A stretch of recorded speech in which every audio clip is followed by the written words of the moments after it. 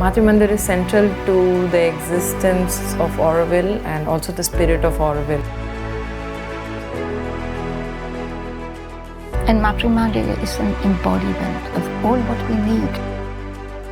I've learned many things, the power of human determination, that it is possible to build an oasis, but it's hard to keep it.